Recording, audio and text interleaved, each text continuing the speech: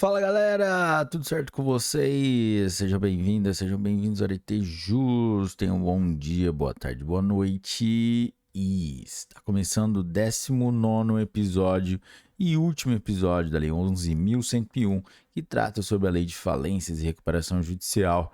Se você já chegou até aqui, meus parabéns. E hoje nós vamos do artigo 189 até o artigo 201.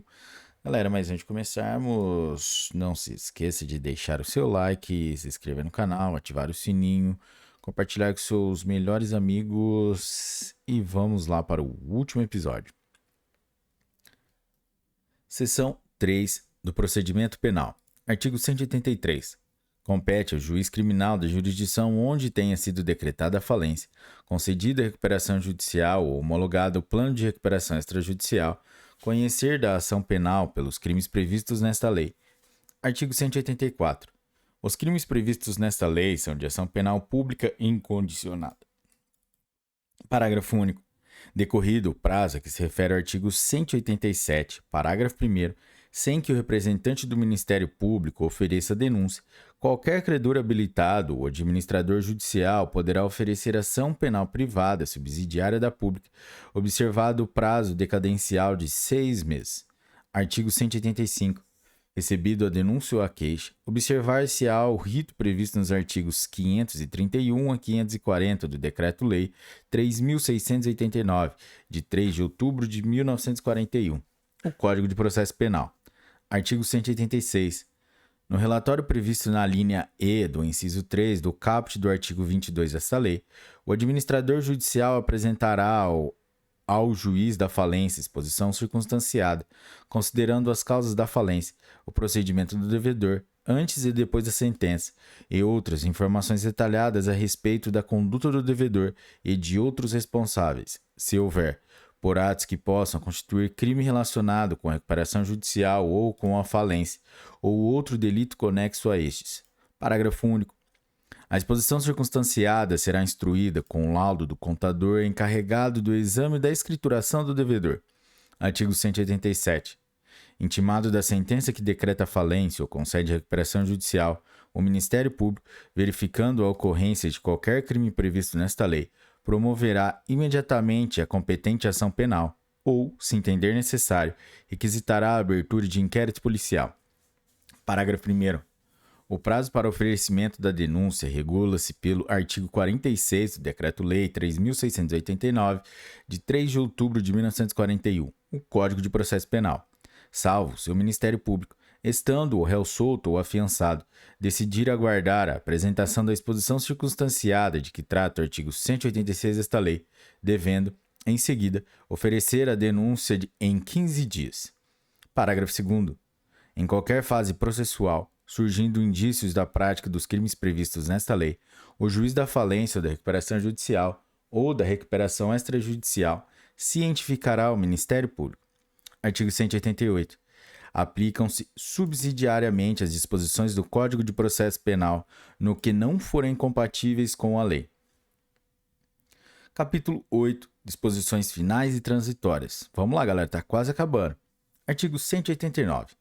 Aplicam-se no que couber aos procedimentos previstos nessa lei, o disposto na Lei 13.105, de 16 de março de 2015, o Código de Processo Civil, desde que não seja incompatível com os princípios desta lei. Parágrafo 1º. Para os fins do disposto nesta lei, inciso 1, todos os prazos nela previstos ou que dela decorram serão contados em dias corridos. E, inciso 2, as decisões proferidas nos processos a que se refere esta lei serão passíveis de agravo de instrumento, exceto nas hipóteses em que esta lei previr que de forma diversa. Parágrafo 2º. Para os fins do disposto no artigo 190 da Lei 13.105, de 16 de março de 2015, Código de Processo Civil, a manifestação de vontade do devedor será expressa e a dos credores será obtida por maioria, na forma prevista no artigo 42 desta lei. Artigo 189-A. Os processos disciplinados nesta lei e os respectivos recursos, bem como os processos, os procedimentos e a execução dos atos e das diligências judiciais em que figure como parte empresário individual ou sociedade empresária em regime de recuperação judicial ou extrajudicial ou de falência, terão prioridade sobre todos os atos judiciais, salvo o habeas corpus e as prioridades estabelecidas em leis especiais. Artigo 190. Todas as vezes que esta lei se referir a devedor ou falido, compreender-se-á a disposição também se aplica aos sócios ilimitadamente responsáveis. Artigo 191. Ressalvadas as disposições específicas desta lei, as publicações ordenadas serão feitas em sítio eletrônico próprio, na internet, dedicado à recuperação judicial e à falência, e as intimações serão realizadas por notificação direta por meio de dispositivos móveis previamente cadastrados e autorizados pelo interessado. Parágrafo único. As publicações ordenadas nesta lei conterão a epígrafe recuperação judicial de, recuperação extrajudicial de ou falência de. Artigo 192. Esta lei não se aplica aos processos de falência ou de concordata juizados anteriormente ao início de sua vigência, que serão concluídos nos termos do Decreto-Lei nº 7.661, de 21 de junho de 1945. Parágrafo 1º. Fica vedada a concessão de concordata suspensiva nos processos de falência em curso, podendo ser promovida a alienação dos bens da massa falida assim que concluída sua arrecadação, independentemente da formação do quadro geral de credores e da conclusão do inquérito judicial. Parágrafo 2º. A existência do pedido de concordata anterior à vigência desta lei não obsta ao pedido de recuperação judicial pelo devedor que não houver descumprido a obrigação no âmbito da concordata, vedado, contudo, o pedido baseado no Plano Especial de Recuperação Judicial para microempresas e empresas de pequeno porte, a que se refere a seção 5 do capítulo 3 desta lei. Parágrafo 3º. No caso do parágrafo 2º deste artigo, se deferido o processamento da recuperação judicial, o processo de concordata será extinto e os créditos submetidos à concordata serão inscritos por seu valor original na recuperação judicial, deduzidas as parcelas pagas pelo concordatário. Parágrafo 4º. Esta lei aplica-se às falências decretadas em sua vigência resultantes de convolução de concordatas ou de pedidos de falência anteriores, às quais se aplica, até a decretação, o Decreto-Lei 7.661, de 21 de junho de 1945, observada a decisão que decretar a falência, o disposto no artigo 99 desta lei. Parágrafo 5º. O juiz poderá autorizar a locação ou arrendamento de bens imóveis ou móveis a fim de evitar sua deterioração, cujos resultados reverterão em favor da massa. Artigo 193. O disposto nesta lei não afeta as obrigações assumidas no âmbito das câmaras ou prestadores de serviços de compensação e liquidação financeira, que serão ultimadas e liquidadas pela câmara ou prestador de serviço, na forma de seus regulamentos. Artigo 193-A.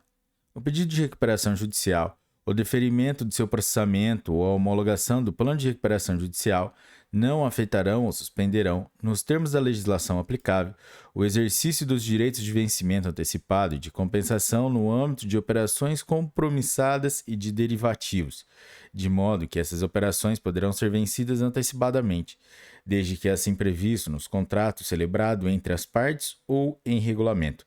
Proibidas, no entanto, medidas que impliquem a redução, sob qualquer forma, das garantias ou de sua condição de excursão, a restrição do exercício de direitos, inclusive de vencimento antecipado por inexecução, e a compensação previstas contratualmente ou em regulamento. Parágrafo 1º. Em decorrência do vencimento antecipado das operações compromissadas e de derivativos conforme previsto no caput deste artigo, os créditos e débitos delas decorrentes serão compensados e extinguirão as obrigações até onde se compensarem. Parágrafo 2º.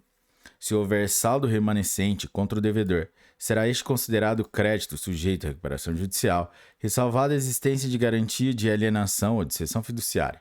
Artigo 194. O produto da realização das garantias prestadas pelo participante das câmaras ou prestadores de serviços de compensação e de liquidação financeira submetidos aos regimes de que trata esta lei, assim como os títulos, valores mobiliários e quaisquer outros de seus ativos objetos de compensação ou liquidação, serão destinados à liquidação das obrigações assumidas no âmbito das câmaras ou prestadores de serviços. Artigo 195. A decretação de falência das concessionárias de serviços públicos implica extinção da concessão, na forma da lei. Artigo 196. Os registros públicos de empresas, em cooperação com os tribunais de justiça, manterão bancos de dados público e gratuito disponível na internet, com a relação de todos os devedores falidos ou em recuperação judicial. Parágrafo único.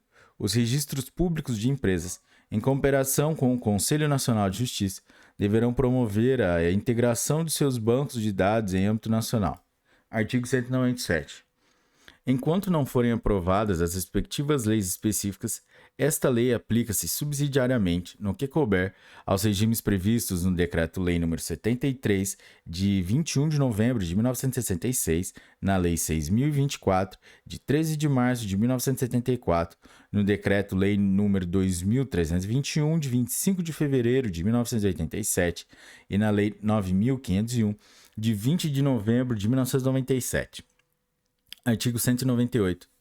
Os devedores proibidos de requerer concordata nos termos da legislação específica em vigor na data da publicação desta lei ficam proibidos de requerer a recuperação judicial ou extrajudicial nos termos desta lei. Artigo 199. Não se aplica o disposto no artigo 198 desta lei às sociedades a que se refere o artigo 187 da Lei 7.565, de 19 de dezembro de 1986. Parágrafo 1º. Na recuperação judicial e na falência da sociedade de que trata o caput deste artigo, em nenhuma hipótese ficará suspenso o exercício de direitos derivados de contratos de locação, arrendamento mercantil ou de qualquer outra modalidade de arrendamento de aeronaves ou de suas partes. Parágrafo 2º. Os créditos decorrentes dos contratos mencionados no parágrafo 1º deste artigo não se submeterão aos efeitos da recuperação judicial ou extrajudicial, prevalecendo os direitos de propriedade sobre a coisa e as condições contratuais, não se lhes aplicando a ressalva contida na parte final do parágrafo 3º do artigo 49 desta lei. Parágrafo 3º. Na hipótese de falência da sociedade de que trata o caput deste artigo, prevalecerão os direitos de propriedade sobre a coisa relativos a contratos de locação, de arrendamento mercantil ou de qualquer outra modalidade de arrendamento de aeronaves ou de suas partes. Artigo 200. Ressalvado o disposto no artigo 192 desta lei, ficam revogados o Decreto-Lei nº 7.661, de 21 de junho de 1945, e os artigos 503 a 512 do Decreto-Lei nº 3.689, de 3 de outubro de 1941, o Código de Processo Penal. Artigo 201. Esta lei entra em vigor 120 dias após sua publicação. Galera, é isso aí. Meta cumprida. Se você chegou até aqui, meus parabéns. E se você curtiu esse episódio, deixa o seu like, que é muito importante pra gente. E até a próxima lei, galera. Um forte abraço, bons estudos e tchau!